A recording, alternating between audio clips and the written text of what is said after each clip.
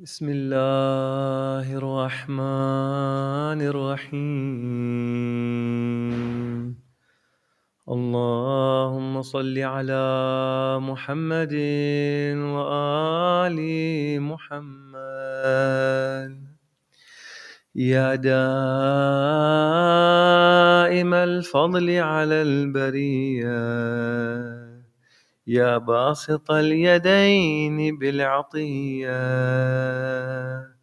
يا صاحب المواهب السنية، صل على محمد وآله خير الورى سجيا، واغفر لنا يا ذا العلا في هذه العشية.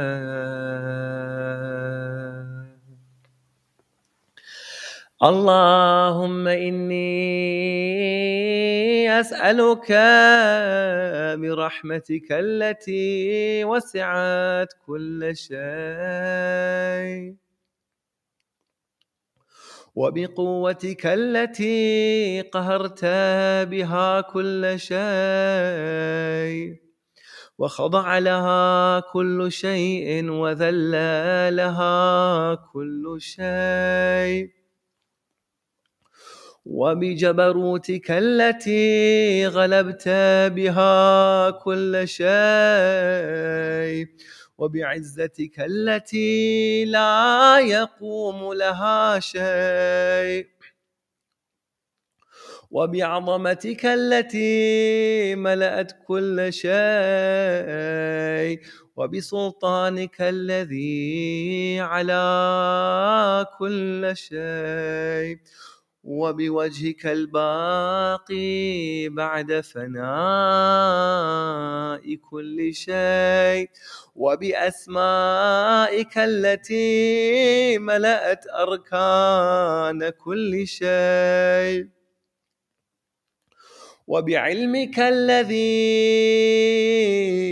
أحاط بكل شيء، وبنور وجهك الذي أضاء له كل شيء.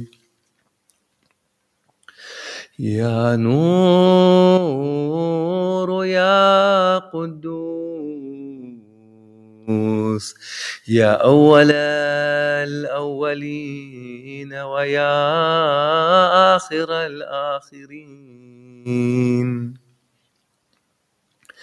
اللهم اغفر لي الذنوب التي تهتك العصام، اللهم اغفر لي الذنوب التي تنزل النقام، اللهم اغفر لي الذنوب التي تغير النعام، اللهم اغفر لي الذنوب التي تحبس الدعاء،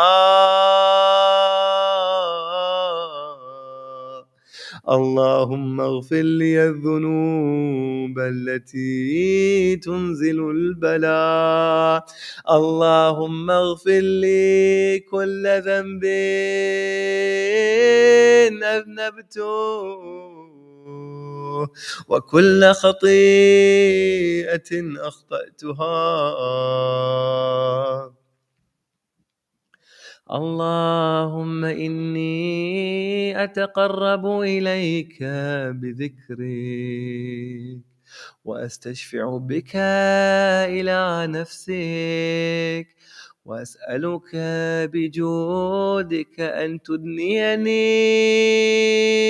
من قربك، وأن توزعني شكرك، وأن تلهمني ذكرك. اللهم إني أسألك سؤال خاضع متذلل خاشع، أن تسامحني وترحمني وتجعلني بقسمك راضيا قانعا وفي جميع الأحوال متواضعا. اللهم وأسألك سؤال من اشتدت فاقته وأنزل بك عند الشدائد حاجته وعظم فيما عندك رغبته. اللهم عظم سلطانك وعلى مكانك وخفي أمرك وخفي مكرك وظهر أمرك وغلب قهرك وجرت قدرتك ولا يمكن الفرار من حكومتك.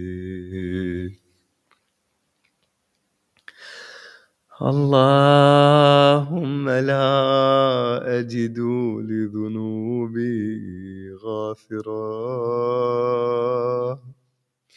ولا لقبائحي ساترا ولا لشيء من عملي القبيح بالحسن مبدلا غيرك.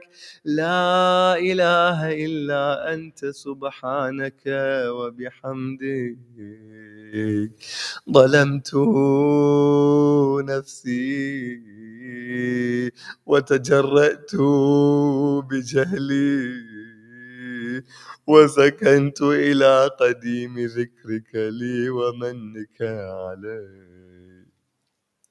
اللهم مولاي كم من قبيح سترته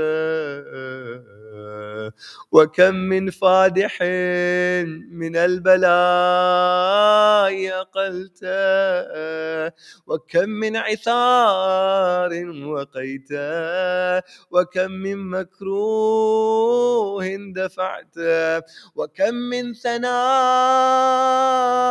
جميل لست أهلا له نشرته. اللهم أعظم بلائي وأفرط بي سوء حالي وقصرت بي أعمالي وقعدت بي أغلالي وحبسني عن نفع بعد آمالي وخدعتني الدنيا بغرورها ونفسي بخيانتها ومطالي. يا سيدي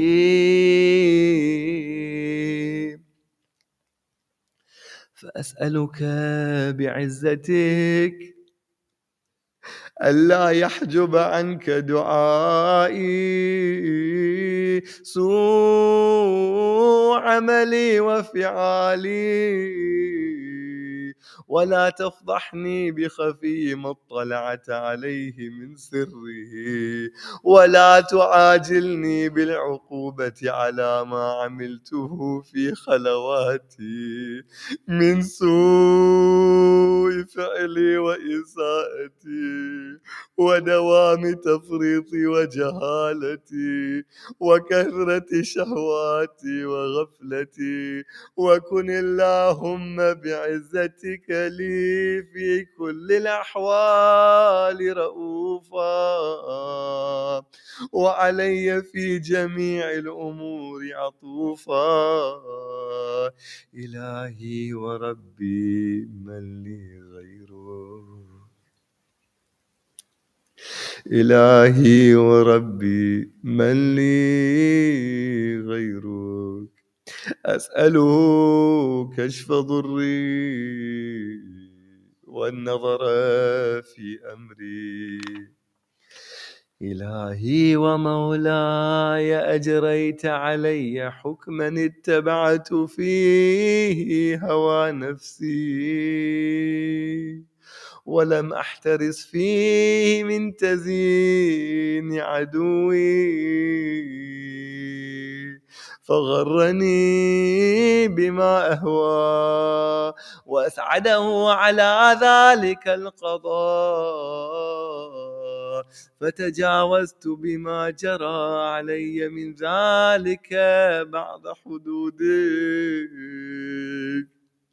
وخالفت بعض أوامرك، فلك الحجة علي في جميع ذلك، ولا حجة لي فيما جرى علي في قضاؤك، وألزمني حكمك وبلاؤك، وقد أتيتك يا إلهي بعد تقصيري وإسرافي على نفسي، معتذرا نادما منكسرا مستقيلا، مستغفرا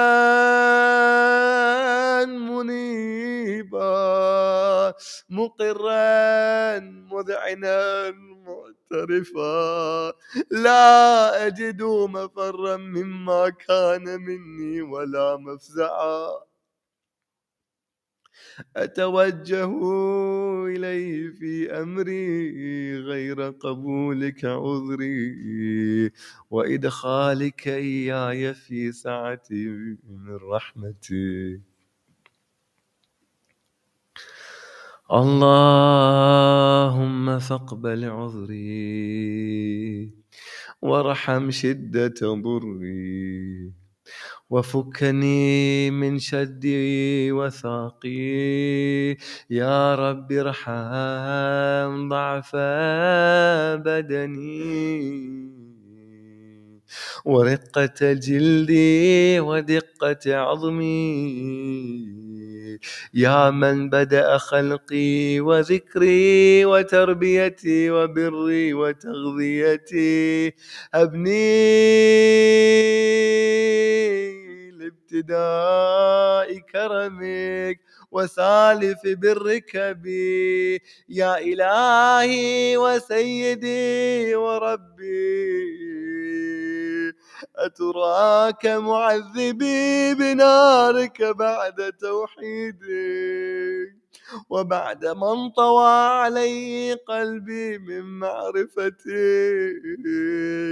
ولهج به لساني من ذكرك، واعتقده ضميري من حبك، وبعد صدق اعترافي ودعائي خاضعا لربوبيتك، هيهات أنت أكرم من أن تضيع من ربيته، أو تبعد من أدنيته، أو تشرد من آويته، أو تسلم إلى البلاء من كفيته ورحمته.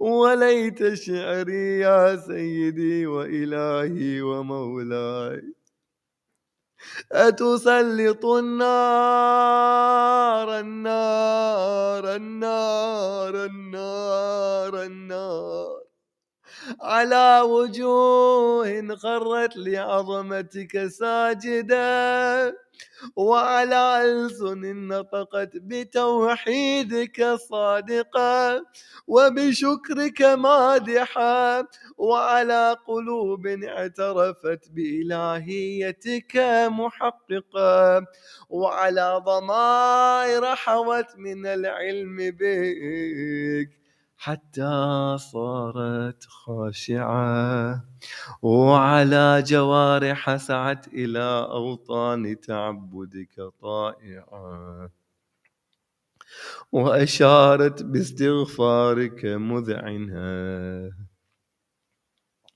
ما هكذا الظن بك ولا أخبرنا بفضلك عنك يا كريم يا رب، وأنت تعلم ضعفي عن قليل من بلاء الدنيا وعقوباتها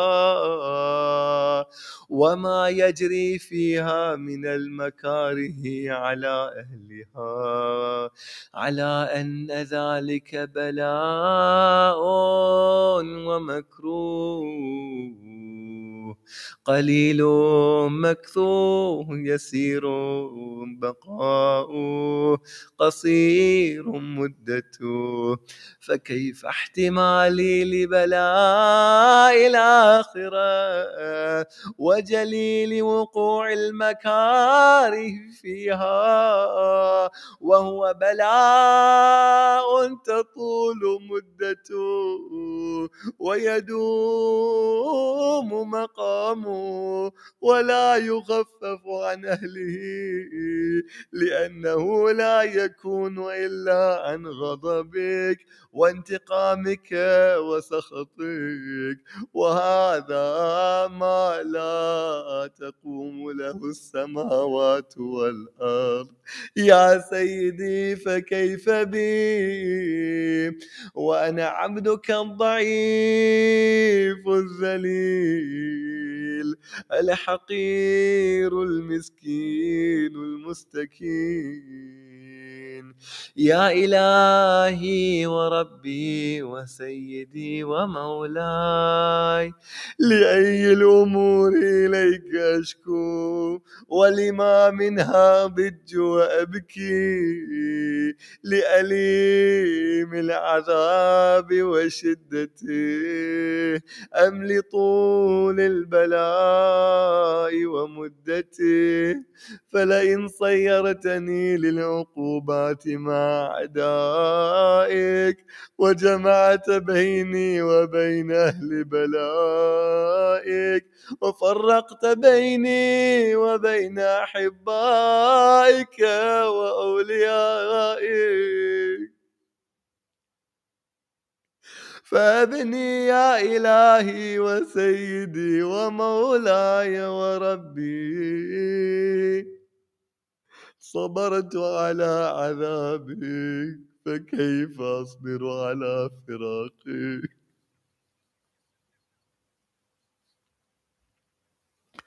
وهبني صبرت على حر نارك فكيف أصبر عن النظر إلى كرامتك،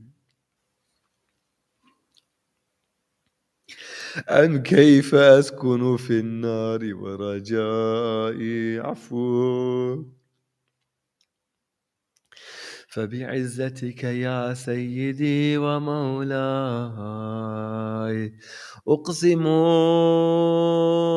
صادقا لئن تركتني ناطقا لأضجن إليك بين أهلها ضجيج العاملين ولأصرخن إليك صراخ المستصرخين ولأبكين عليك بكاء الفاقدين ولأنادينك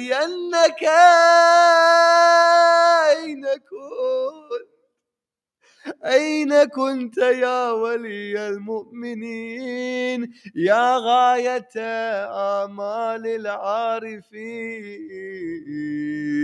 يا غياث المستغيثين، يا حبيب قلوب الصادقين، ويا إله العالمين. أفتراك سبحانك يا إلهي وبحمدك تسمع فيها صوت عبد مسلم سجن فيها بمخالفته وذاق طعم عذابها بمعصيته، وحبس بين أطباقها بجرمه وجريرته، وهو يضج إليك ضجيج مؤمل لرحمتك، ويناديك بلسان أهل توحيدك، ويتوسل إليك بربوبيتك. يا مولاي فكيف يبقى في العذاب وهو يرجو ما سلف من حلمك؟ أم كيف تؤلمه النار وهو يأمل فضلك ورحمتك؟ أم كيف يحرق لهيبها وأنت تسمع صوته وترى مكانه؟ أم كيف يشتمل عليه زفيرها وأنت تعلم ضعفه؟ أم كيف يتقلقل بين أطباقها وأنت تعلم صدقه؟ أم كيف تزجره زبانيتها وهو يناديك يا رباه؟ أم كيف يرجو فضلك في عتقه منها فتتركه فيها؟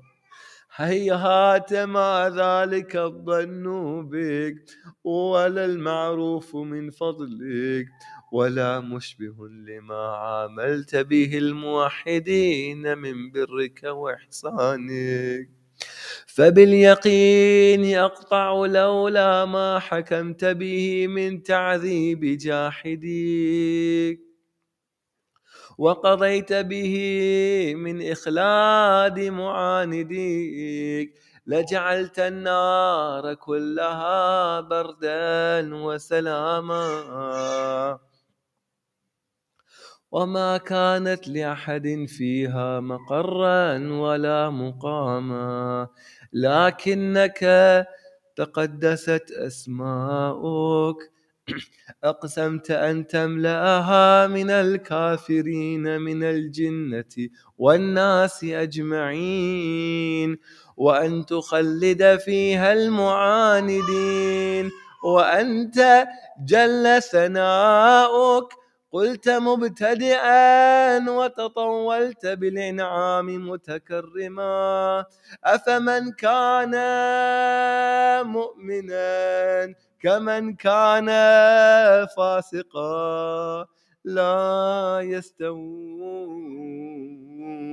إلهي وسيدي، فأسألك بالقدرة التي قدرتها، وبالقضية التي حتمتها وحكمتها وغلبت من عليه أجريتها، أن تهب لي في هذه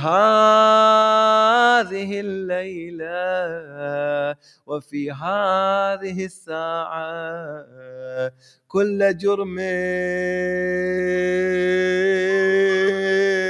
أجرمته، وكل ذنب أذنبته، وكل قبيح أسررته،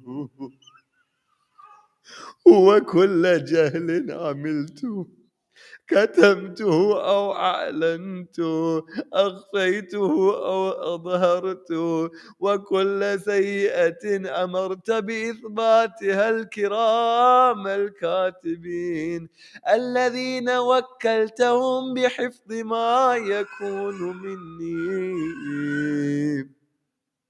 وجعلتهم شهودا علي مع جوارحي، وكنت أنت الرقيب علي من ورائهم والشاهد لما خفي عنه، وبرحمتك أخفيت، وبفضلك سترت، وأن توفر حظي من كل خير تنزل، أو إحسان تفضل، أو بر تنشر، أو رزق تبسط، أو ذنب تغفر، أو خطأ تستر.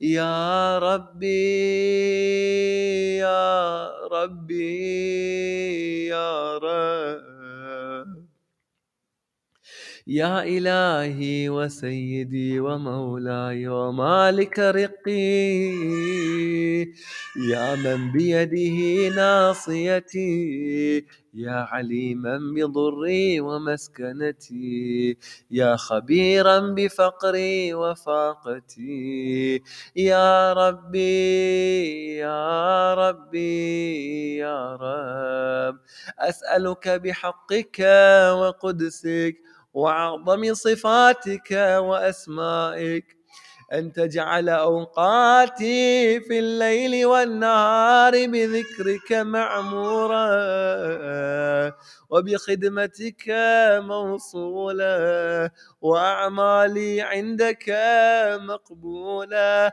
حتى تكون أعمالي وأورادي كلها وردا واحدا، وحالي في خدمتك سرمدا، يا سيدي يا من عليه معولي، يا من إليه شكوت أحوالي، يا ربي يا ربي يا رب، قوي على خدمتك جوارحي واشدد على العزيمة جوانحي، وهب لي الجد في خشيتك والدوام في الاتصال بخدمتك، حتى أسرح إليك في ميادين السابقين، وأسرع إليك في المبادرين، وأشتاق إلى قربك في المشتاقين، وأدنو منك دنو المخلصين، وأخافك مخافة الموقنين، وأجتمع في جوارك مع المؤمنين. اللهم ومن أرادني بسوء فأرده، ومن كادني فكده، واجعلني من أحسن عبيدك نصيبا عندك، وأقربهم منزلة منك، وأخصهم زلفة لديك، فإنه لا ينال ذلك إلا بفضلك، وجد لي بجودك، واعطف علي بمجدك، واحفظني برحمتك، واجعل لساني بذكرك لهجا، وقلبي بحبك متيما، ومن علي بحسن إجابتك، وأقلني عثرتي واغفر زلتي، فإنك قضيت على عبادك بعبادتك، وأمرتهم بدعائك، وضمنت لهم الإجابة، فإليك يا ربي نصبت وجهي، وإليك يا ربي مددت يدي، فبعزتك استجب لي دعائي، وبلغني مناي، ولا تقطع من فضلك رجائي، واكفني شر الجن والإنس من أعدائي، يا سريع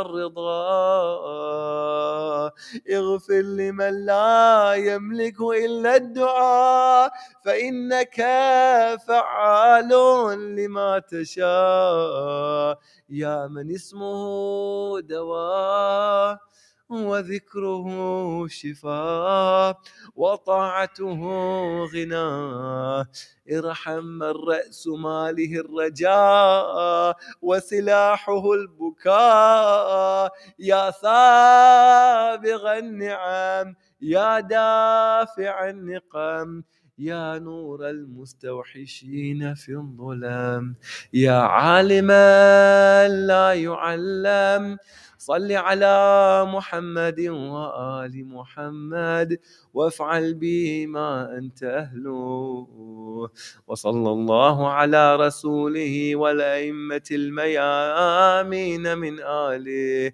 وسلم تسليما كثيرا.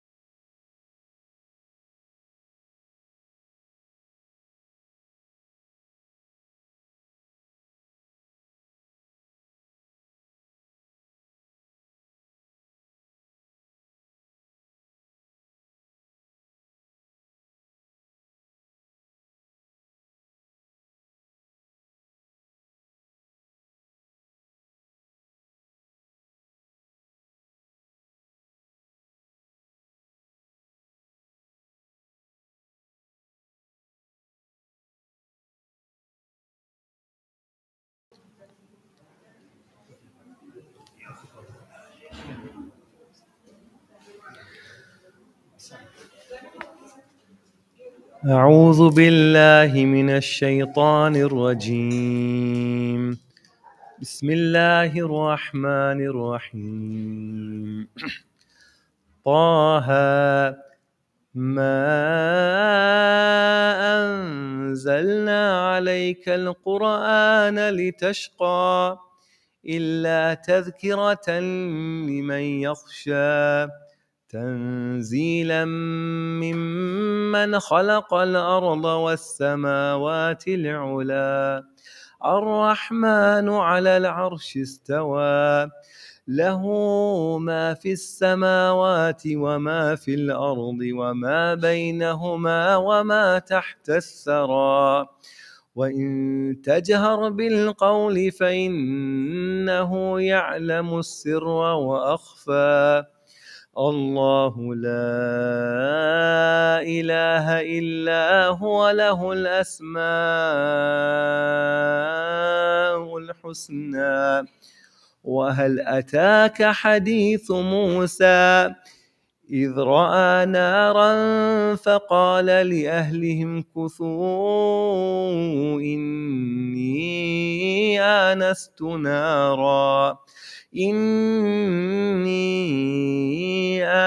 نارا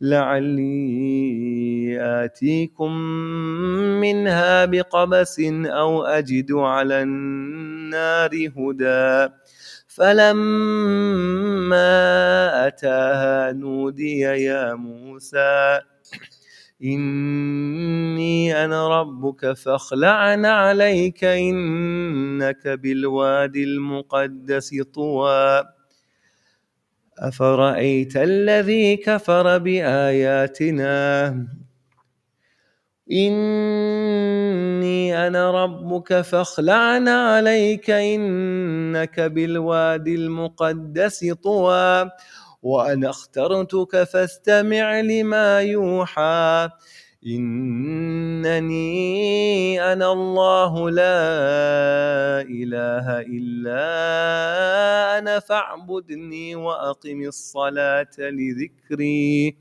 إن الساعة آتية أكاد أخفيها لتجزى كل نفس بما تسعى فلا تصدنك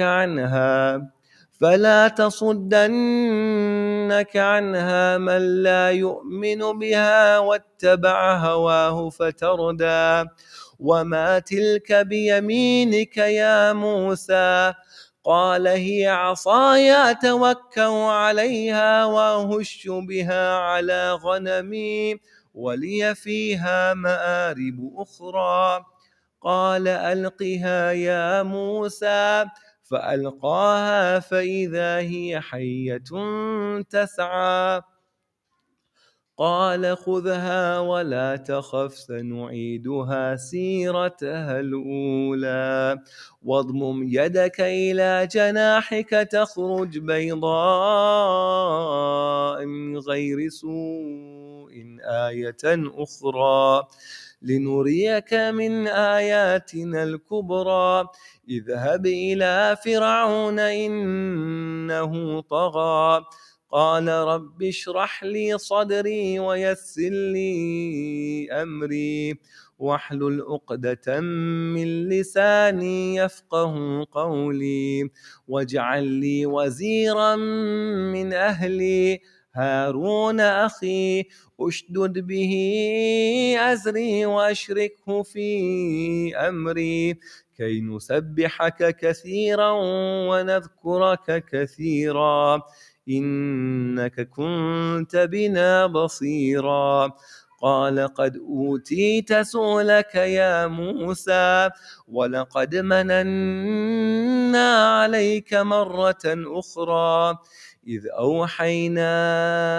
إلى أمك ما يوحى أن اقذفيه في التابوت فاقذفيه في اليم فليلقه اليم بالساحل يأخذه عدو لي وعدو له وألقيت عليك محبة مني ولتصنع على عيني إذ تمشي أختك فتقول هل أدلكم على من يكفله فرجعناك إلى أمك كي تقر عينها ولا تحزن وقتلت نفسا فنجيناك من الغم وفتناك فتونا فلبثت سنين في أهل مدين ثم جئت على قدر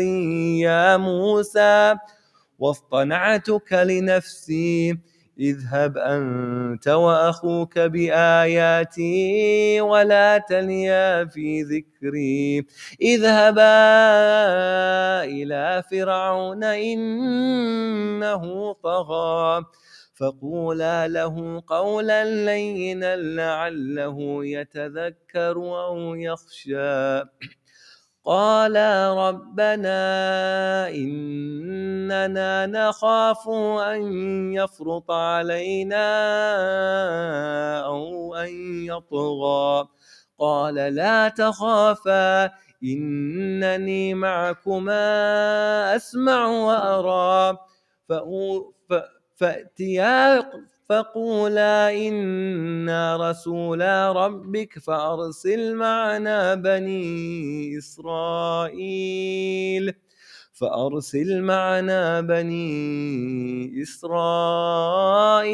ولا تعذبهم قد جئناك بآية من ربك والسلام على من اتبع الهدى إنا قد أوحي إلينا أن العذاب على من كذب وتولى قال فمن ربكما يا موسى قال ربنا الذي أعطى كل شيء خلقه ثم هدى قال فما بال القرون الأولى قال علمها عند ربي في كتاب لا يضل ربي ولا ينسى الذي جعل لكم الأرض مهدا وسلك لكم فيها سبلا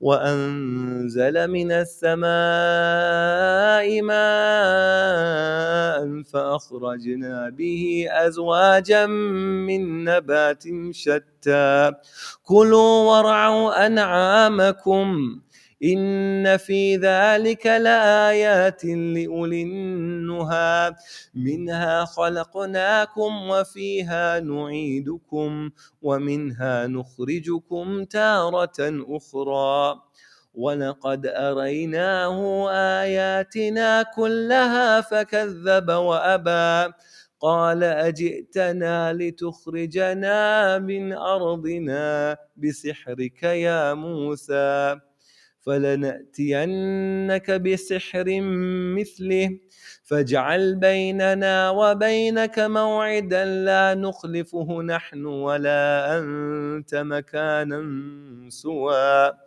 قال موعدكم يوم الزينة وأن يحشر الناس ضحى فتولى فرعون فجمع كيدهم ثم أتى قال لهم موسى ويلكم لا تفتروا على الله كذبا فسيحبطكم بعذاب وقد خاب من افترى فتنازعوا أمرهم بينهم وأسروا النجوى قالوا إن هذان لساحران يريدان أن يخرجاكم من أرضكم بسحرهما ويذهبا بطريقتكم المثلى فأجمعوا كيدهم ثم أتوا صفا وقد أفلح اليوم من استعلى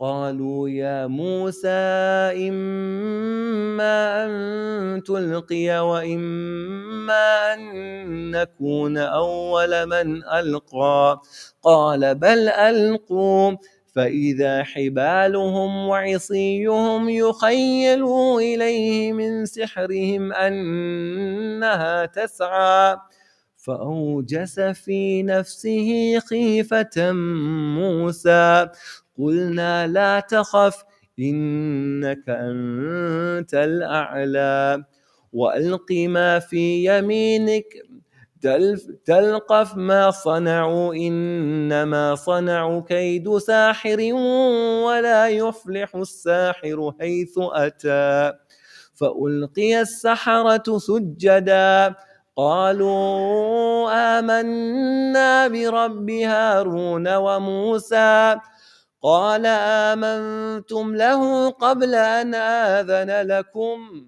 إنه لكبيركم الذي علمكم السحر فلأقطعن أيديكم وأرجلكم من خلاف ولأصلبنكم في جذوع النخل ولتعلمن أينا أشد عذابا وأبقى قالوا لن نؤثرك على ما جاءنا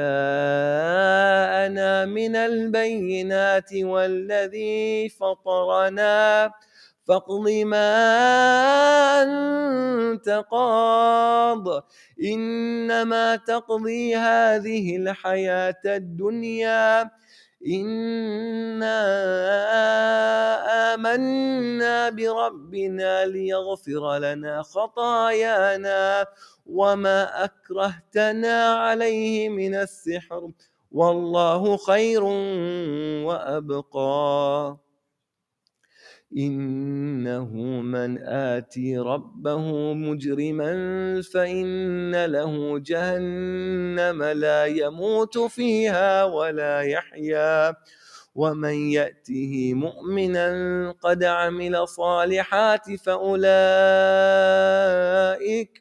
فأولئك لهم الدرجات العلى جنات عدن تجري من تحتها الأنهار خالدين فيها وذلك جزاء من تزكى صدق الله العلي العظيم.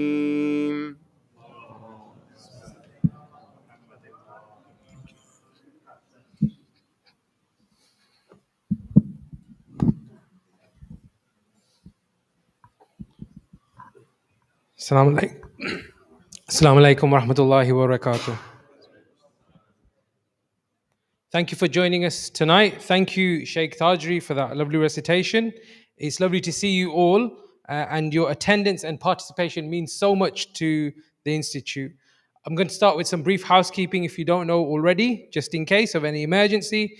The fire exits are located at the back of the chapel, the main entrance outside of the chapel, and the double doors by the dining room.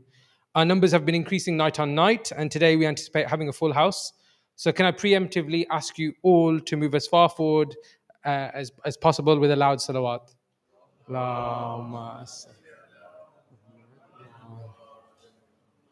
Please, we will get a lot more people coming in, so please, as far forward as possible, we can avoid any distractions then. Thank you. I wanted to take a really quick chance tonight to highlight some of the opportunities to get involved with the Institute. The Institute focuses on world-class research, much of which results in publications, many of which are available in its library, but actually there's a handful available for sale outside today in the reception, including Shaykh Arif's latest book on Islam and God centricity, which is titled Discovering God, and that's available for sale. The Institute offers lots of courses and concessions. Take a look at almahdi.edu for more information. And most recently, an exciting new course on sociology of Islam. I believe that's starting next week. AMI facilitates the support of various social enterprises. Time for Change is one of them. It's a very active collective that has arranged another food drive in memory of the Prophet in conjunction with Hussein. Any monetary donations are welcome. Please speak to Zinat or Muhammad Moti. Donations are really important. And in fact, this year's lecture series is sponsored on behalf of the Marhumin displayed on the TV screen located outside the chapel. Please can recite a Surah Fatiha and observe a moment's silence for these and all other Marhumin.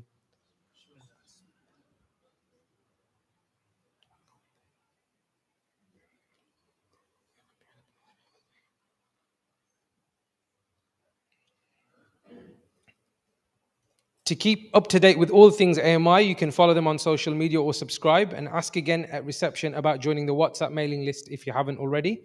That's the signposting done. If you've joined us online, you probably already know this. If you've missed a lecture, you can actually go back and look on shaykharif.com/live to catch the lecture live, or you can actually go and see the previous lectures on there. And tonight we'll be having a short Q&A straight after Ziyarat, which will then be followed by Niyaz in the dining room.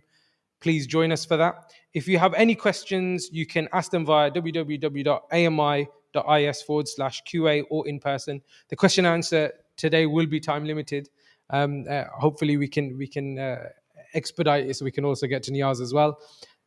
This is the third in the lecture series, which is entitled From Traditional Ijtihād to Collective Ijtihād, a Natural Progression. Being a shorter lecture series, each lecture seems to be more concentrated, and it's got these axial shifting perspective and paradigms, and often greater orators leave us full of energy and vigor, but for me, Sheikh often leaves me asking, what more is he not telling me? I believe we're all here because we're ready to traverse the y-axis and grow collectively. In alignment with being the third lecture, can I ask you all again to move forward, but can we welcome Sheikh with 3 loud salawats?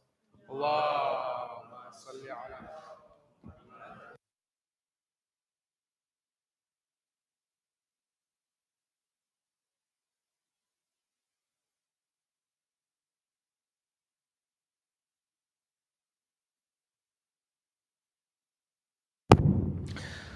رحم الله من قرأ الفاتحة.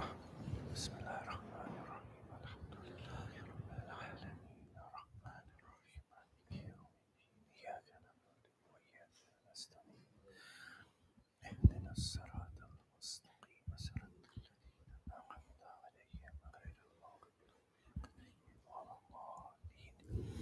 أعوذ بالله من الشيطان الرجيم. بسم الله الرحمن الرحيم. الحمد لله رب العالمين الذي هدانا لهذا وما كنا لنهتدي لولا أن هدانا الله والصلاة والسلام على أشرف الأنبياء والمرسلين شفيع ذنوبنا وطبيب نفوسنا وحبيب قلوبنا أبي القاسم محمد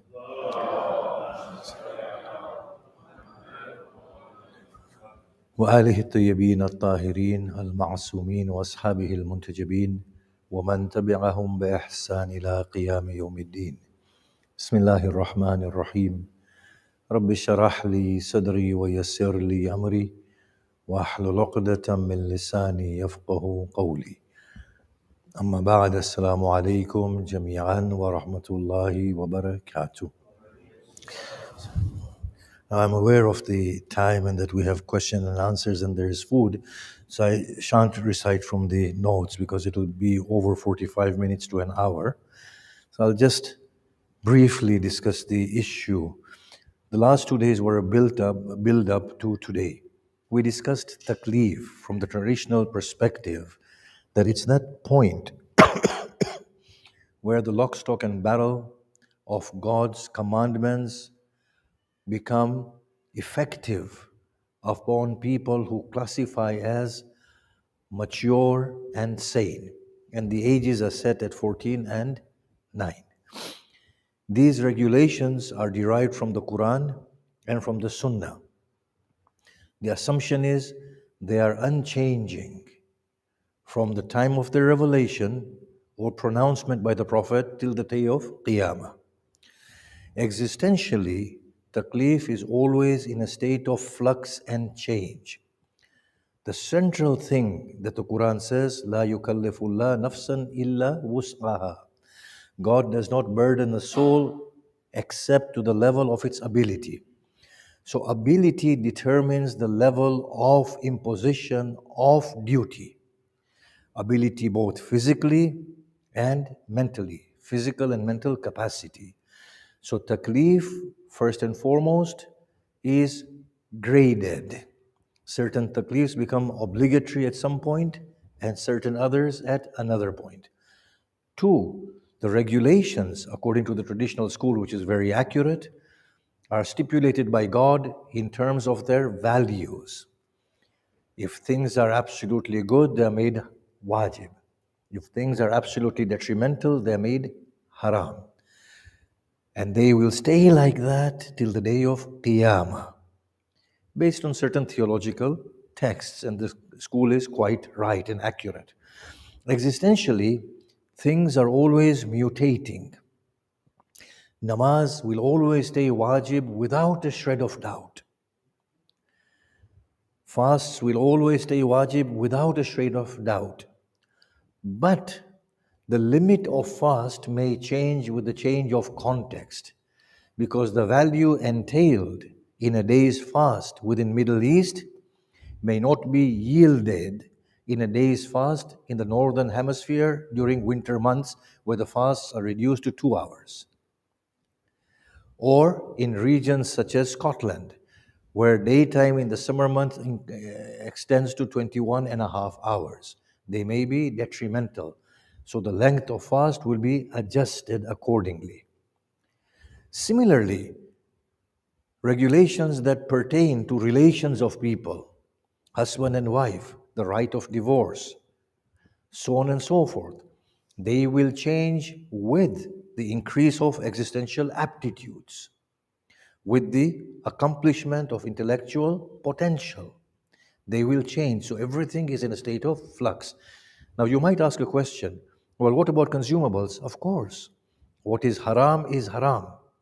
But I'm going to throw in a curveball here.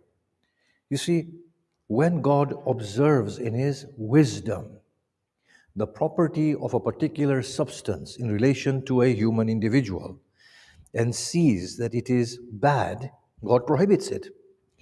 Now we are going to a future world, 1,000 years from today, where there is substantial genetic mutation within the human physiology.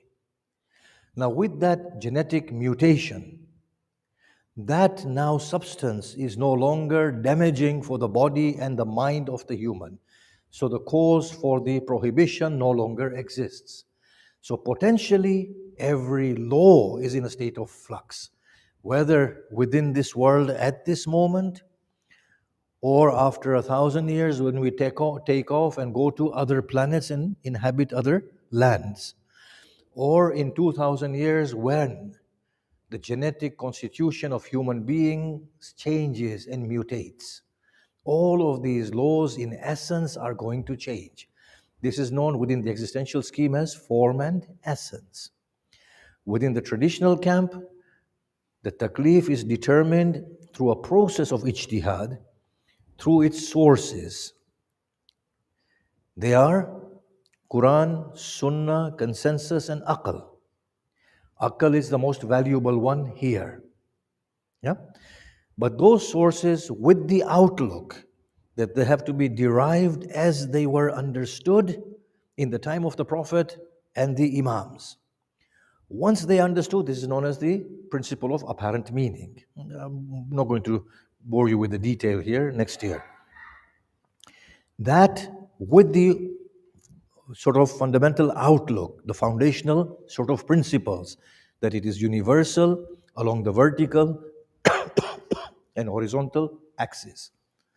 In the existential scheme, the values can be determined by reason primarily through any source, because in the existential system, even the Quranic stipulation of the regulation was beholden to the observation of the values. So Quran did not stipulate these laws in a novel fashion. The Quran assessed existential values and then gave the regulations. But the Quran assessed those values 1,400 years ago.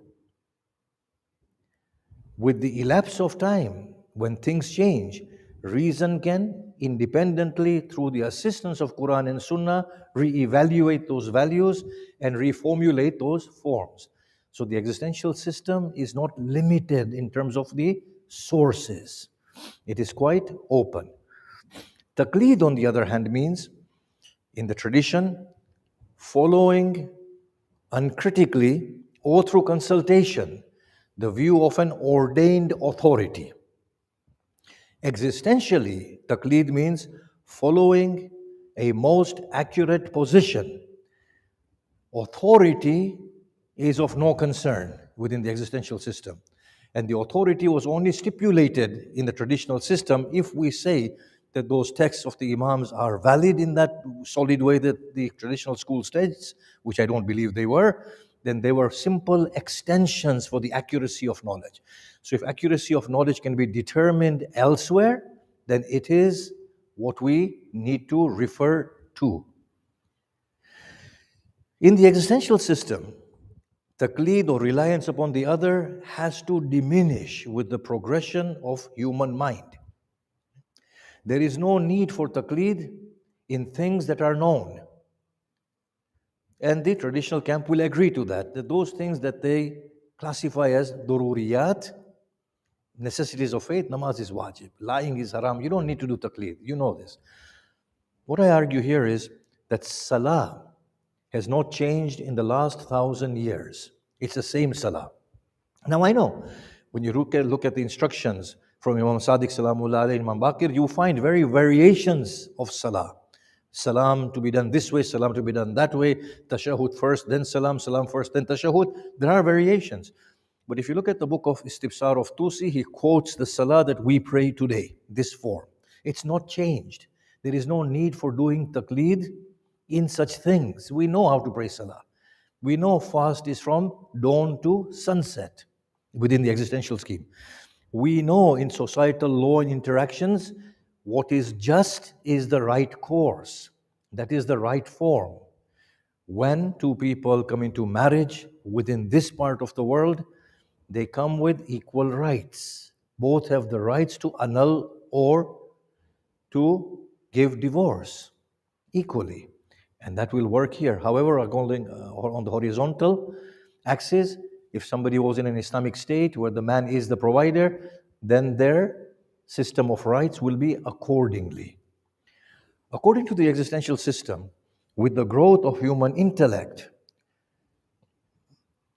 morality being heightened, refining of human nobility, we will say many of the forms of the Quran have become obsolete in form, not in essence. There is finality to the essence of the Quran, not the form. So therefore, taking slaves, concubines, beating women, all of these forms become obsolete with the growth of humanity. And this is a phenomena that we witness within successive revelations. There was a law of stoning to death in the previous scriptures. Quran omits it altogether. Quran does not make a mention of it. And of course, the hadith literature is very, very dubious that did the Prophet at all stone anybody to death or not. It's very difficult to verify it.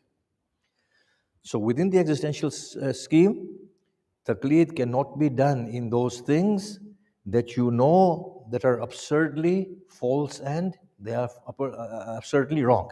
So within the existential system, as we are growing, our competency is increasing, our reliance upon somebody else is decreasing all the time.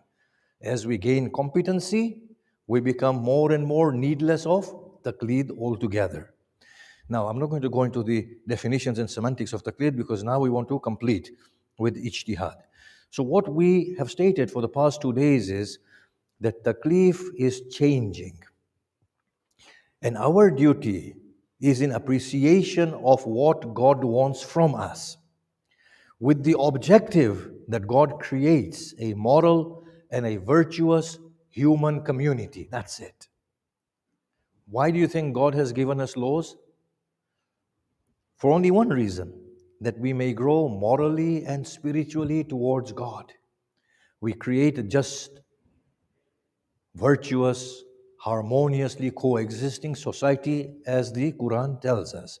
That's the whole objective, to refine us intellectually and to instill our souls with godly virtues. That's the final objective. Now, so the central theme of Taqlid and Ijtihad is what? Assessment of how God wants us to be. So Ijtihad in the traditional sense is to determine the regulations given by God from the ordained sources, which is Quran, Sunnah, consensus, and let's say the four main ones, and reason. However, there is no doubt that the Shia Usulul Fiqh and Fiqh is by far, far superior than any other Muslim sect. This is hands down. I mean, you look at the Shia Usuli minds and Fiqh minds, you can't rival them. These guys are giants. However, there is a claim that is not substantiated, and that is that the Shias use Aql as an independent source. They are not.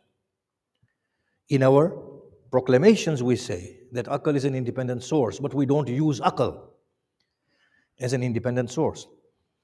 Aql within fiqh reasoning, Aql means intellect, yeah, is confined to working out relationships of regulations. That's the role of Aql. If namaz is wajib, it cannot be done without wudu, then Aql will make wudu wajib. Yeah? If damaging the health to an irreparable stage is haram, then smoking, which leads to that, becomes haram as a prelude to the damaging of the health. That's how Aql is used. Or, if you are in a usurped property and namaz is becoming qada, and you have to run out of that usurped property, do you make your namaz qada? Do you use that property and pray? Because you can't unite contradiction together. One is haram, one is wajib. Yeah? It's wajib to pray, it's haram to pray at the same time. So Aql will unravel these things. But Aql is not used as an independent source within Shia fiqh, or despite the beautiful discussions we have there, it's not used, point blank. Now why? Why do Shia jurists not use their, I'm not going to say this, am I? Why don't they use Aql as an independent source? I'm not going to say why don't they use their Aql. Why? Because look at the scenario that they have. They say, well, this rule has been accurately derived through the Quran. Aql says that this rule is obsolete. But we already assume that Quran is the final Sharia and it will never change. Now, on the one hand, you've got this finality thing here, that halal of Muhammad halal till the day of Qiyamah, haram of Muhammad haram till the day of Qiyamah. Quran has wife beating inside it. On the other hand, morality is saying you can't beat your wife. Your Aql is saying you can't beat your wife. The Quran is saying it's allowed. So here there is a tension within the mind of the traditional Ijtihad. They will say, well, we don't know all the wisdom entailed in this law. Our Aql can only grasp to an extent. And therefore, beating wives is jais till the day of Qiyamah. I don't believe this, yeah. So they say Aql is an independent source, but they do not use Aql as an independent source. And you can see why. Yeah. Now, within the traditional system, it is wrong to say that they do not allow for more than one model. One model means one mujtahid with their edicts. It is wrong to say that they don't. No, they do. If you look at the meaning of taqleed as reference to the most learned, then there is leverage within the usuli camp to allow for reference to more than one. So for example, Ayatollah Mutahhari stated that why don't we have specialists in every chapter of fiqh? Basically departmentalize fiqh. He's a specialist of tahara and najasa, he's a specialist of transactions, the other one is a specialist in consumables, so on and so forth. So they're all specializing in a particular area of fiqh, and that's perfectly allowed through the tradition. So you can have several different mujtahid to whom you can refer to, which is known as partiality of taqlid. They will also allow, I know some will argue against it, but in principle they will also allow a complete and an incomplete mujtahid, a mujtahid that understands the lock, stock and barrel of the entirety of the fiqh issues. But my very learned friend, Dr. Fatimi, who sits there at the back, he was a student of Ayatollah Muntadhari, and Ayatollah Muntadhari himself once said that in order to discuss every single issue of fiqh as it stands at present within our books, it would take 140 years of debate. So the claim that one person is a mujtahid kamil is in itself to be taken with a pinch of salt. But nonetheless, principally, the traditional model does allow that a person can be a complete mujtahid or a partial mujtahid. Shaykh Mutahari further on goes and elaborates. He says, well, why can't we also have consultation with specialists?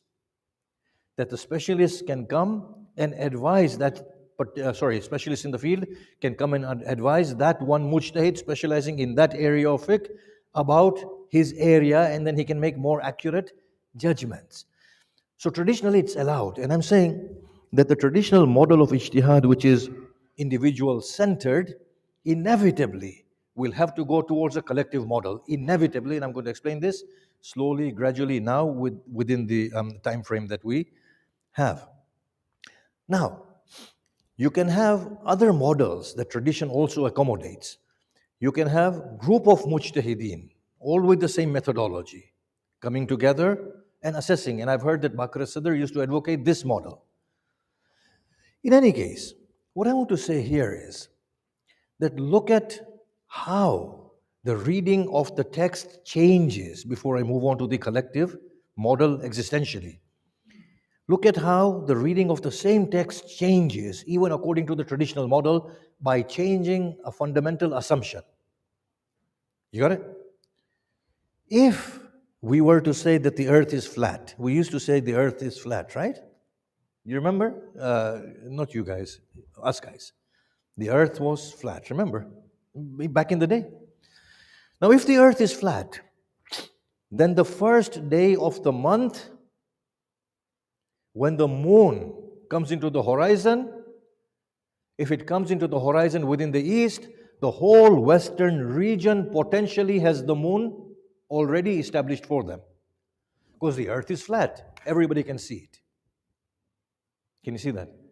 If you were to change that assumption to a round earth, a spherical earth, then if the moon is seen in the west, in the east, only a particular strip of the earth will be able to sight the moon as it makes its way towards the west or when the earth turns, right?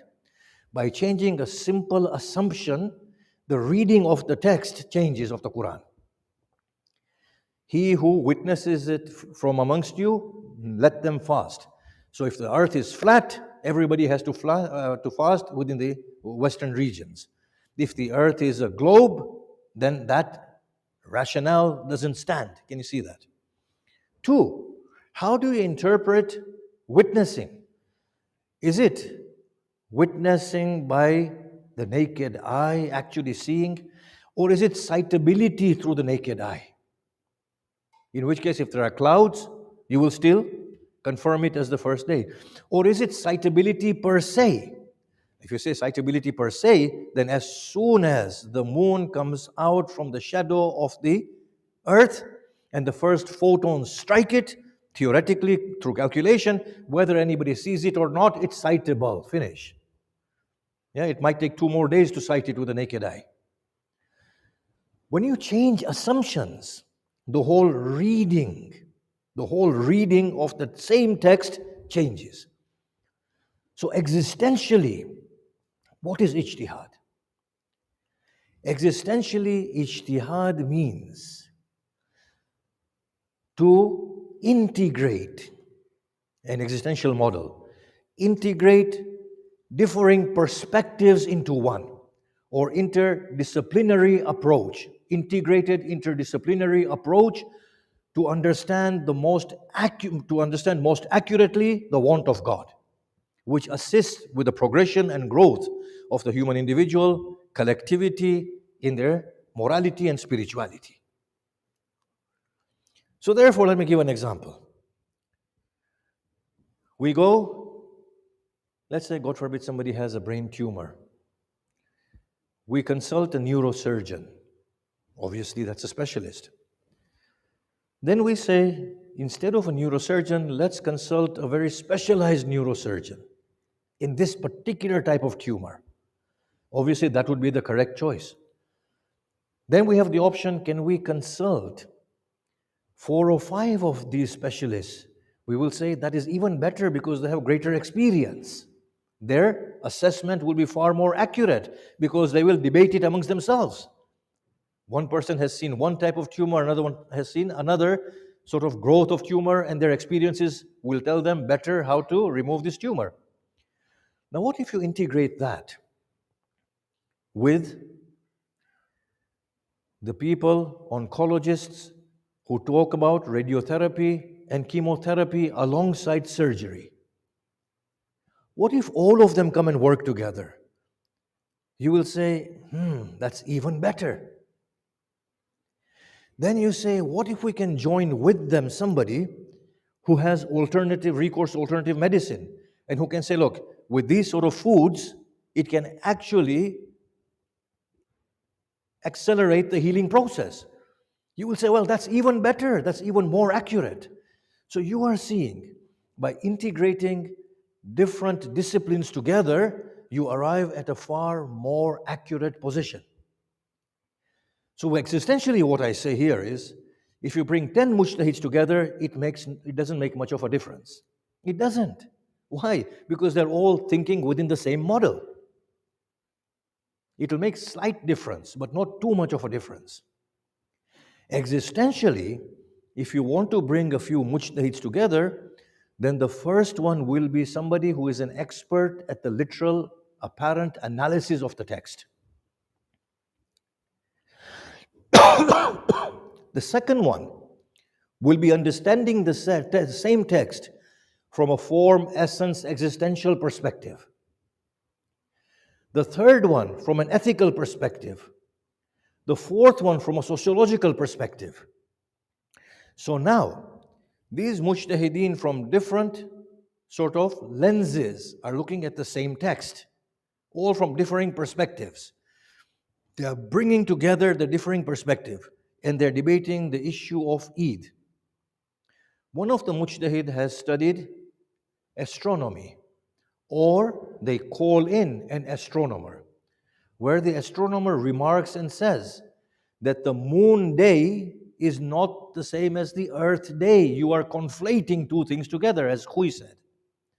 Moon day is a totally different thing, and the earth day is totally different. It's arbitrarily marked, yes? At New Zealand or wherever, the date line, it's arbitrarily marked. There is no merit in there. Back in the day, they did not start their day from New Zealand. Their day started from where they were. So imagine that perspective is integrated. Now you say, Imam Sadiq said, do one Eid with the people of La ilaha illallah, with the people of Qibla, with the people of Salah. Now we are debating this. One of the mujtahid says, well, the literal meaning is shahida, you see. Another one that comes from the linguistic perspective says, well, shahida can also mean that it was a means to ascertain that it has already come out from behind the shadow of the earth. And a moon day is other than the earth day. So shahida only means the commencement of a new month according to the moon cycle, not according to your sight of the moon. So here you go, two perspectives. A sociologist say, well, look, Islam is a social phenomena as well. It's got the notion of ummah. There has to be one Eid. So when you integrate all these perspectives, you come out with the most accurate position. Different people are thinking on the same things from differing perspectives. Now, what I'm saying here is existentially, we should be beyond this, namaz and fasting and hajj, unless a new challenge comes up. that they move the Kaaba from Masjidul Haram and place it in Medina. And then there's a challenge. Now do your ijtihad about how will you perform Hajj. But so long as the Kaaba is there, we know how to go around the Kaaba, don't we? We just go around it. Why does anybody need to rack their brain over it? Forget taqleed in Salat and Siyam and Hajj and Zakat. Taqleed needs to be done in fresher issues. Ijtihad needs to be conducted in contemporary issues. Such as what? Such as cloning and the status of a cloned individual, surrogacy, adoption, AI when it becomes sophisticated enough to have a personality and possible consciousness. What rights does AI have? Meat consumption. Does human dignity allow us now, although the Fatiha Niyaz is with meat, yes? Does it allow us to slaughter an animal for needs of consumption? Or should we be cloning it now? Status of cloned meat. The environment, eco-theology. These are the areas in which ijtihad needs to be done. Not in the area that namaz is wajib and it's 4 rakat Zohar and 3 rakat Maghrib. Who doesn't know this? We can't spend 70 years telling people that Maghrib is 3 rakat and Isha is 4 rakat. The children in madrasa even know that, right? So collective ijtihad ought to center itself on contemporary challenges and contemporary issues, gender issues. The re-understanding of the globe as one humanity, moving away from the paradigm of the house of Islam and the house of war. These are the challenges that we face, and that is where ijtihad needs to go. Now, I have no doubt that the mujtahideen that we have are very, very competent people. I have no doubt. If these brains can just redirect their efforts, they would be phenomenal, like phenomenal. Look at the same texts from different lenses, different perspectives. The amount of energy they expend and exert on learning is commendable. So I have no doubt that the future world will make this level of ijtihad obsolete, definitely. I have no doubt in that. And the door will open towards collective ijtihad, and that's the natural progression, because no one mind is able to grasp the intricacies, the subtleties of the issues and the problems that we are facing. And we have to venture beyond the primary sources and integrate differing disciplines in order to understand the subtleties of the situation and how we all fit in. So I'm going to now end soon. You see, when the Prophet gave a rule, he wasn't just looking in terms of the fiqh context of things. The Quran was looking at a holistic picture. Their moral growth, their spiritual growth, the collective facets of their being, their private facet, familial facet. The faqih right now only is concerned with understanding the text, and the whole context around it is missing. So we will inevitably have to arrive there. Now, as I said, I'm not talking on behalf of the ICCI, but I do find that the ICCI model is a very handsome model because it has got competent minds. Every mind is capable of doing ijtihad, but they all come with a different slant. One of them with historical and hadith-oriented slant, the other one as a fiqh practitioner, the other one is traditional usuli, another one is form and essence, another one is an ethician. And they all come together and then they consult the expert in the field, like the latest statement on marijuana. It was an integration. Of course, it's far from perfect, I will say that, but it is definitely on the right trajectory. And I do feel the whole lock, stock and barrel of ijtihad will have to go on that direction.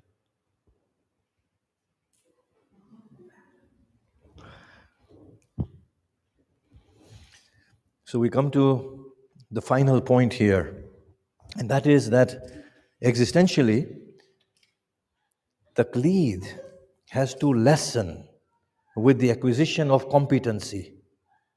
As we acquire greater competency, reliance on the mujtahid is reduced.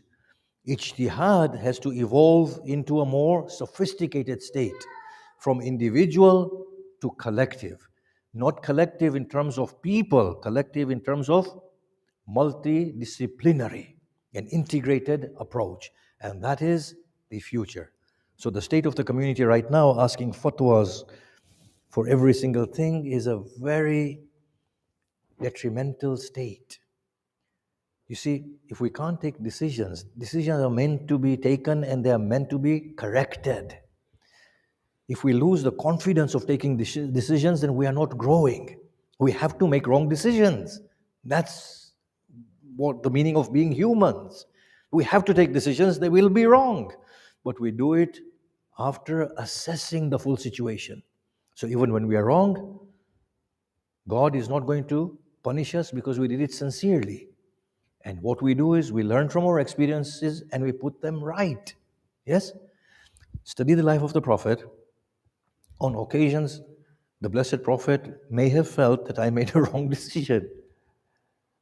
And the validity of that decision comes after he's done it and after he entertains some doubt, like, the expeditions and the Sahaba of the Prophet who went to raid the Meccan caravan, they killed people during the sacred months. The Prophet was visibly perplexed. What has happened here? And then the Quran came and spoke in the favor of the Prophet and absolved the Prophet. But before that, the Prophet was perplexed that something's gone wrong here. So asking a mujtahid for fatwas about every little thing is very damaging and detrimental. We need to take decisions. Yeah? There are no rights or wrongs here. Decisions are fairly taken. If it's a wrong decision, rectify it. So with the progression of human beings, reliance on mujtahid has to reduce. With the progressions of human being, the ijtihad model has to evolve into a holistic model. We come to the mention of this, our blessed Imam Hussein, on this night that we commemorate his Arbaeen.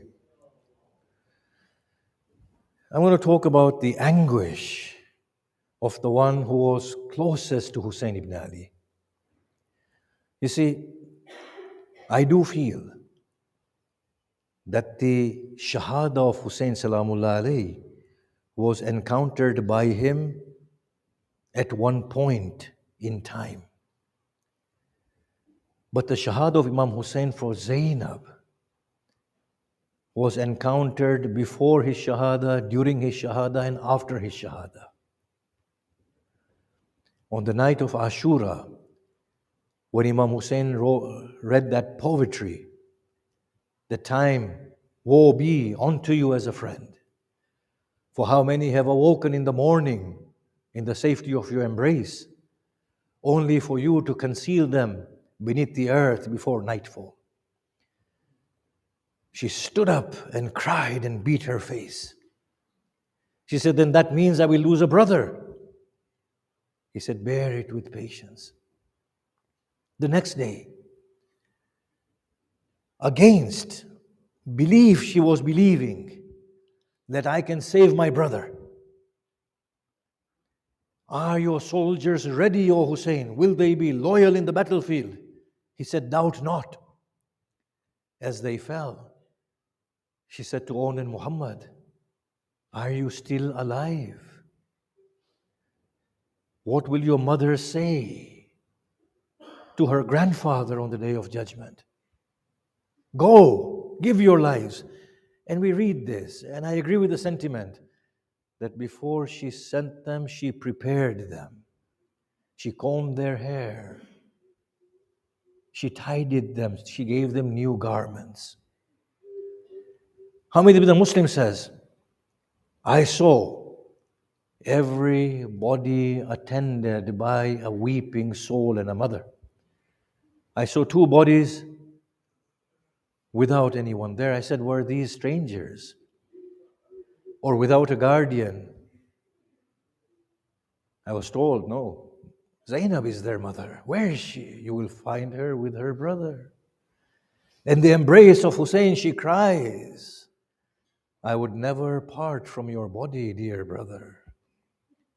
Even if the wolves were to consume my flesh and drink my blood. Alas, do you see not how Shimmer's whip has blackened my back? In Kufa, after taking the head of Hussein away, suddenly the head of Hussein is paraded on top of a spear. She looks at the head of Abu Abdullah and strikes her head against the carriage to the extent that she bleeds from her forehead. She sees her Hussein upon a tray, and Ubaydullah ibn Ziyad pokes away at his teeth and says, you had a good set of teeth, O Hussein. She is taken and paraded in the streets of Sham. Yazid sits upon his throne, playing chess and consuming alcohol, we read. Hussein's head is placed at his feet. Did you not say you were better than me, Hussein? God indeed showed you who is better. If only my forefathers who lost their lives at Badr were here today, they would pat me and say, well done, O Yazid. You have sought revenge. She stands and she said, it befits a person like you to say such words about the son of Muhammad. This is what Zainab sees. Filled with grief, with her sisters, they see the walls of Medina. Kulsum looks at the walls of Medina and says, Ya Medina tu jaddina la taqbalina. Oh Medina, oh grandfather, do not allow us within your precinct. We left here with our guardians. We come back empty-handed. There is not a man amongst us. There was a cry. Ya Ahla Yathraba, O people of Medina, La muqama lakum biha. You have no place left in Medina today. Hussein has been killed, and his family approaches. Now I hear that it is told that this is not authentic, but if it is, then look at this heart-wrenching event. A woman appears and she says, silence, O Bashir. This cannot be true. But it is true. She said, where was my Abbas? Your Abbas was killed. Who put him to death? He was slain through treachery. He arrived upon the earth without the support of his arms. She cried, O Abbas, how did you fall? I will say, O mother, ask Zainab how she descended at the body of Hussein. Zainab comes, and this is what I have read. She comes to the grave of the Prophet, but she shies away. She doesn't open up. She says, oh grandfather, I offer you the condolences of your son Hussein. Then she goes to her mother, falls at her grave, and says, oh mother, your child was slaughtered brutally. Your daughter was beaten and paraded naked within the streets. ألا لعنة الله على القوم الظالمين وسيعلم الذين ظلموا أي منقلب ينقلبون. ماتم يا حسين.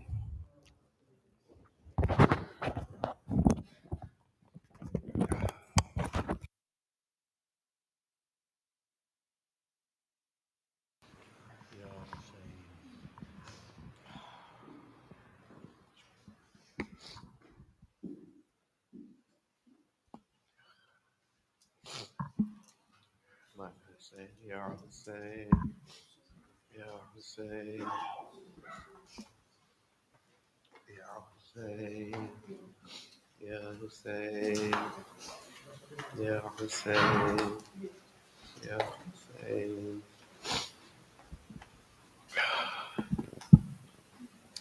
At the grave of the Prophet, Zainab cried out, having lost my clan, O Nana, I have returned to Medina.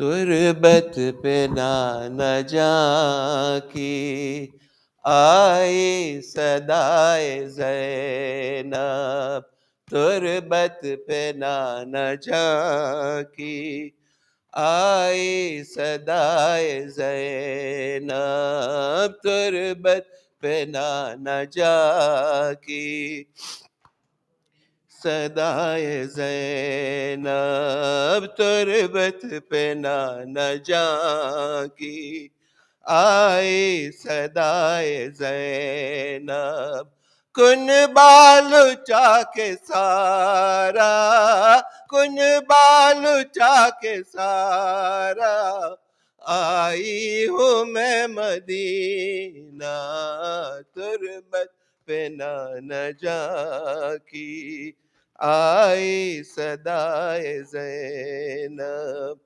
تربت پہ نہ جا کی آئی صدائے زینب اکبر بھی چل بسے ہیں عباس بھی نہیں ہے لاشا تیرے پسر کا پامال ہو گیا ہے عابد کے ساتھ عابد کے ساتھ نانا آئی ہوں میں مدینہ تربت پہ نہ جاگی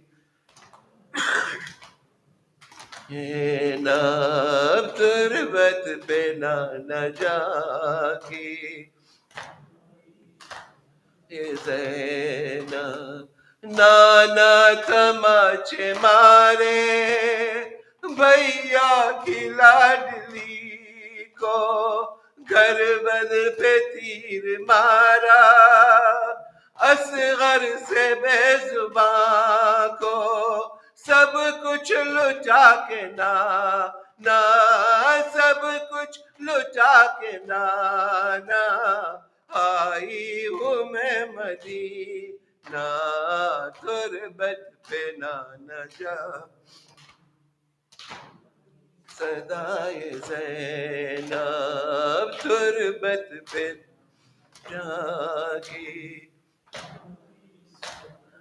زینب نانا تیرے پہ سر کا نیزے پہ سر چرایا چھینی ردا ہماری اور ننگے فرض اور ننگے سر پھرایا خطبے سنا کے خطبے سنا کے آئی ہوں میں مدینہ تربت پہ نہ جاگی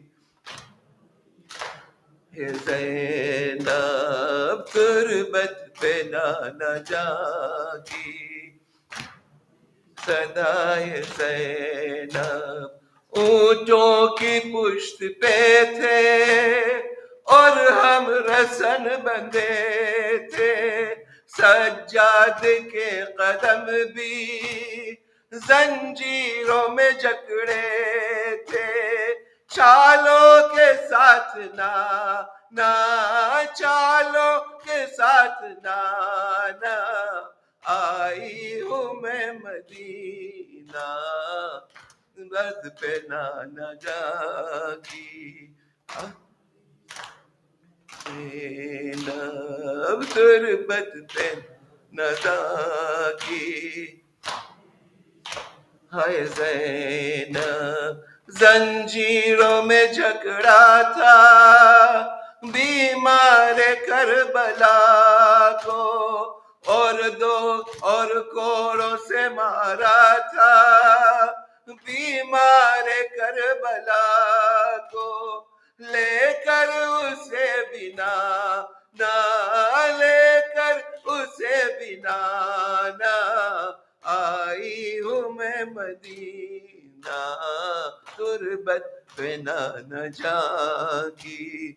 आई सदाए ज़ैनब तुरबत पे न जा हाय ज़ैनब कुन बालू जाके सारा कुन बालू जाके सारा आई हूँ मैं मदीना तुरबत पे न जाती आई सदा है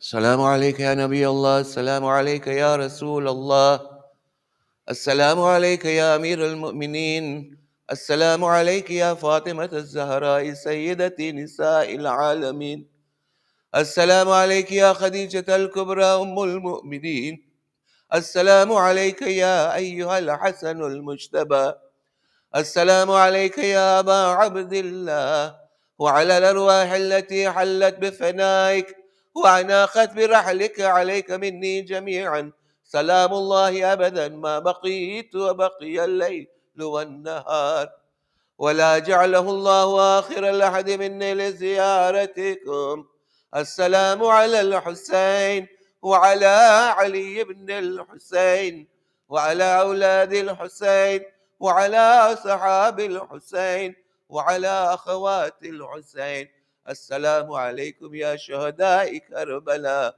جميعا ورحمة الله وبركاته السلام عليك يا مولانا مولا السلام عليك يا غريب الغرباء السلام عليك يا معين الضعفاء والفقراء السلطان أبا الحسن مولانا علي بن موسى الرضا كن شفيعنا وشفيع والدينا في يوم الجزاء سلام الله وعلى آبائك السبعة وأبنائك الأربعة وعلى أختك فاطمة المعصومة جميعا ورحمة الله وبركاته السلام عليك يا حجة الله يا ابن الحسن يا صاحب العصر والزمان آجرك الله في مصيبة جدك الحسين السلام عليك يا خليفة الرحمن السلام عليك يا شريك القرآن السلام عليك يا كعبة الإيمان السلام عليك يا إمامي وإمام الإنس والجان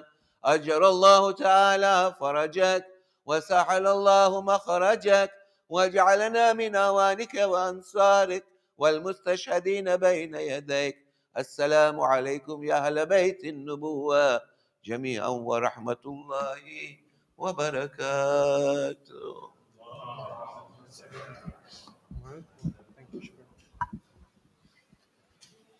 If we can take our seat for the Q&A, we'll shortly be starting. Can we? So,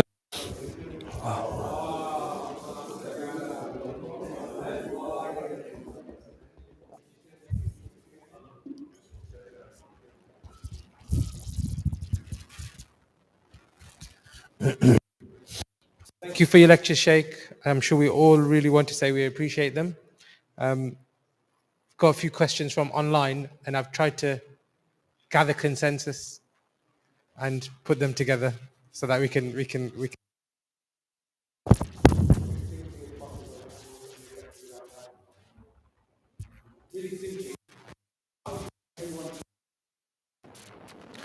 So what happens here is, and I'll just cite the ICCI model. What happens is sometimes there is no agreement. So you get a majority position and a minority position, but both groups are obliged to present their reasoning. And then the readership is presented with two positions, majority and minority, or equally split, and their rationale. And the whole intention is that the reader reads and understands what in their mind sits better. So it's no different to the existential principle of taking a second opinion from group of physicians. After one group of physicians have said one thing, they go to another one to take a second opinion, and then they see what sits well with them. And that absolves them of duty in front of God, because the whole process is a very sincere and authentic process from the side of the consumer. Yeah? On many occasions, the ICCI debates the position from several different aspects, like form and essence, ethical, sociological, historical, and we see that, yeah, what the lawgiver intended through this particular law. So, for example, if you look at the issue of the purity of a dog, there is no evidence. And then when you see subsequent evidences, you can see, okay, these were historical responses to other things that were associated with dogs, like rabies and illnesses and whatnot. But initially, there were no evidences from the time of the Prophet onwards, and then later on they came in. For example, that would be the sort of rationale and reasoning. Or for fast on Ashura. You see, the ICCI would say, well, yes, the texts are empty, declaring its hurma, substantive texts. The mujtahideen in the past have given fatwa for it being allowed. So, for example, Sayyid al-Khuy would say that fasting on the day of Ashura is makruh in the meaning of reduced reward. So how can something be makruh if it has reduced reward? Because makruh means something that is punishable almost. So you're doing something that is reprehensible. But makruh with diminished reward, what does that mean? So you see, here is how the faqih thinks. So you've heard that fatwa, right? That for a person who is a traveler to pray behind an imam who prays full is makruh. So does that mean he's doing something that is near sinful? In which case to pray furada is better? No, that's not what it means. It means pray in jamaat. But had you been praying behind an imam who is praying half a namaz, you would have got more thawab. But praying behind an imam who is praying full namaz, you get thawab, but less thawab in comparison to that one. So in that way, it's makruh. Can you see that? So all of these reasonings take place and then it's assessed. But a lot of times it's consensus based. So that actually leads us on to the two other follow-on questions on the same topic. So I'll start with probably the one which is a little more bit more difficult. What's the difference between something everyone is happy with or something everyone is happy to compromise with versus the correct ruling? We can't go on compromises. That's what you find in the traditional model. In the traditional model, when you read the text, you will see that the mujtahid's research says one thing, but in order to keep everybody happy, his fatwa will be something else. So, for example, Sayyid al-Khuy would debate that, well, namaz, maghrib is at sunset. All the evidences are there. Imam Baqi's hadith, Imam Sadiq's hadith, Eight Imam's hadith, it's all there. Sunset is maghrib. But then he will say, but because my predecessors have seen this as a symbol of our faith, I will go along with it. Or even in his issue of najasa, he's more inclined to go towards ihtiyat after deducing that certain entities are not najis, like Ahlul Kitab. So his research says one thing, but his fatwa says something else. That's the traditional model. Yeah, to give the most pleasing opinion, to not to rock the boat too much.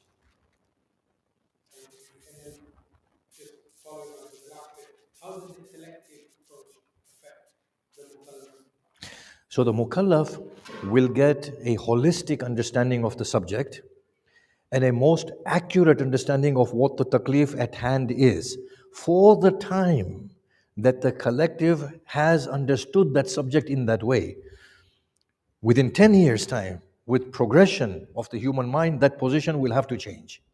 It will have to change. So it's an ongoing process. And then one more question from online, then I'll open it up to the floor very quickly. So what is the role of the muraja, and do the conditions for being a muraja change in the collective model? And if AI was part of the collective model, how do we give AI taqwa? If AI, now I do feel that this is something serious, it's nothing to laugh about. If AI can be given all the information that is out there from differing disciplines, and if it can be stopped from hallucinating, I know that's a problem with AI right now. So let's talk about future models of AI. Yes? Yes, AI potentially can surpass collective minds. But it would be better to integrate AI with living minds so that a collective decision may be arrived at with AI and biological brains put together. Yeah? But I don't know how future will turn out to be. And I think, you see, as human beings, we cannot create anything better than us, so AI is an extension of us. It can't be better than us. Potentially, we are like far superior than anything we can understand. But in the interim, it might be able to supersede us because of the benefit of collective data that is in there. Yeah. So we'll need to work out these challenges going forward. Yeah. So we might have AI sitting with us. Part of that question was around the conditions for being a Maraja. Being Marja, and I discussed this yesterday, was it? Yeah? Day before? That all these conditions at male, alive, all these were simple extensions of where to go and get accurate knowledge from. But once you can ascertain accuracy of knowledge from any other source, then that can be the source of reference as well. So all these conditions are obsolete. However, back in the day, they conflated two notions: the notion of expert of fiqh and the notion of religious head of a Muslim community. So you can't have a robot being the head of the community. So you have to say, well, it has to be a biological being, for example. Yeah? You can't have a non-Muslim heading a Muslim community. So you'll have to say it has to be a Muslim, for example. Right? Yeah. Switch back once I turn it off.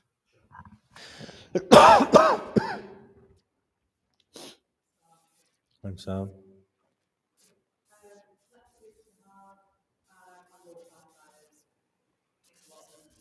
yeah, I can't understand what you're saying.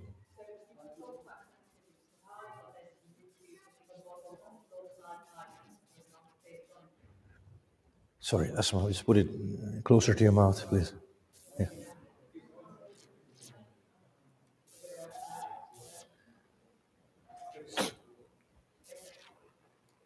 Yeah. Just speak loudly, that's fine.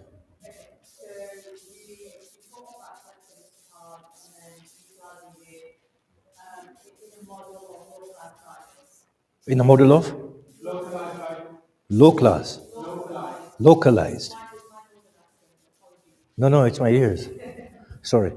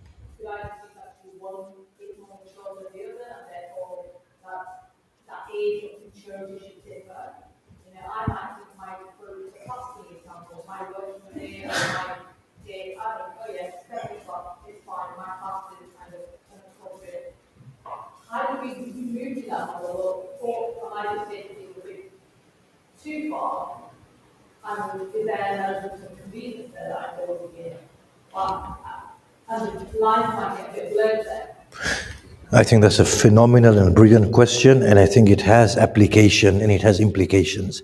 However, we cannot deny that as Muslim collectivity, we have an identity and we need uniformity to maintain that collective identity.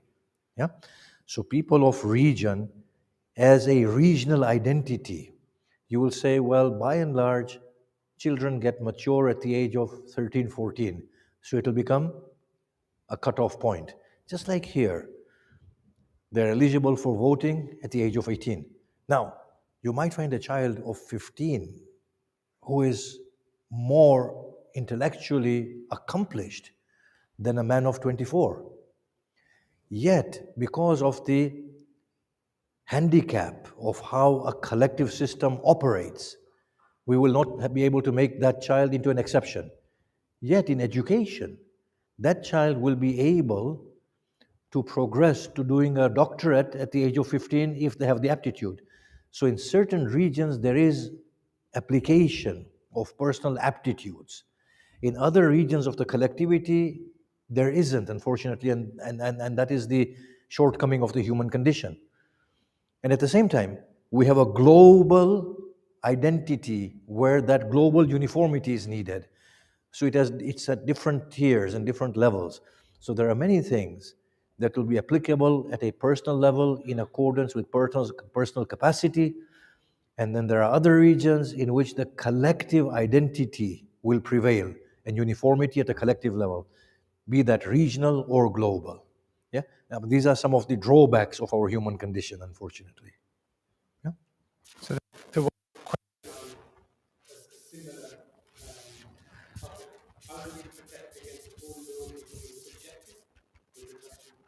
Yeah.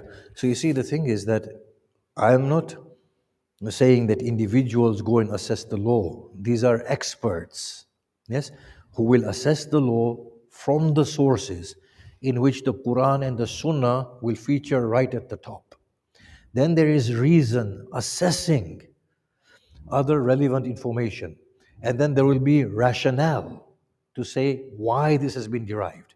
So the consumer knows about the rationale. Can you see that? But in areas where the law does not want to bother individuals, the individuals have discretion according to my model that obviously is somewhere in the future. I mean, ICCI has its own model, but my own model, the Sharia limits are minimal. Either red line or green line. In between, it's your discretion. Do what you want. Take your own ruling. So, for example, music. According to my research, there is no Sharia law on the prohibition of music. Nothing. Like Faiz Kashani's understanding. It was contextual, given the circumstances in the time of Bani Umayyah. You know, there was a lot of free mixing and things that were frowned upon by the law of Islamic decency. What is haram is profanity, promiscuity.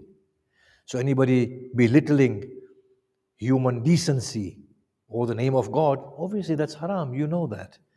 So now here, the individuals should know if they want to listen to music, what type of music they should listen to, for how long they should listen to, and not listen to it so loudly. So that will be highly subjective.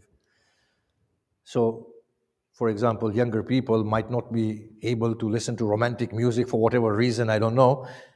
But couples, why can't they listen to romantic sort of lyrics? Yeah? I'm not going to get into trouble anymore. I'm already in deep trouble anyway. So, carry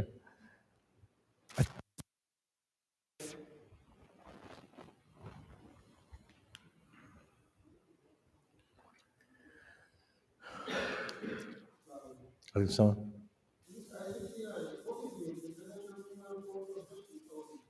International Center for Collective Ijtihād. Oh, it's an online platform.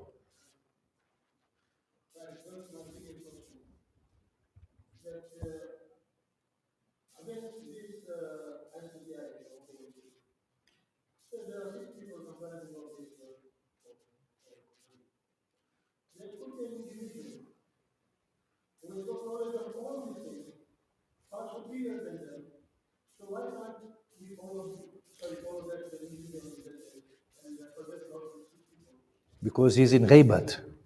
He is hiding somewhere in ghaibat, occultation.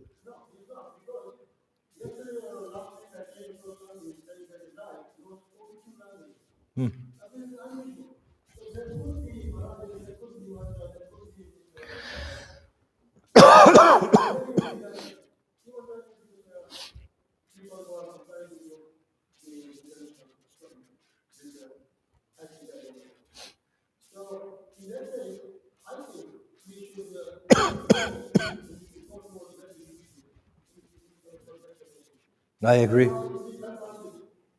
I agree. I agree. No, there's no difference. Find an individual like that, we will all follow it. And I think that individual is artificial intelligence. It's going to come. It's on its way.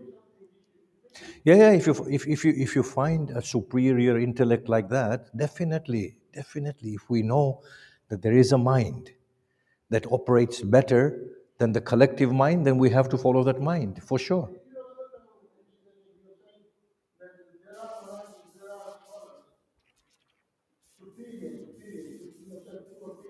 Yeah, yeah. They're very accomplished, like Hui was. Hui was extremely accomplished. All the ones that have come after Hui have not really added to the methodology of usul or have not given that depth to fiqh. I think usul fiqh and fiqh came to its culmination with a giant like Sayyid al-Hui. And after that, I don't think it's made any progress for the last, how many, 30 years plus? Yeah, so we had a champion like Sayyid al-Hui who was extremely gifted. But he still came out with the fatwa that you can steal from your neighbor in UK. I know, I think it is. There was. And he also came out with a fatwa. He was a fatwa that you can hold the child. It's there in his books. Yeah, it's there.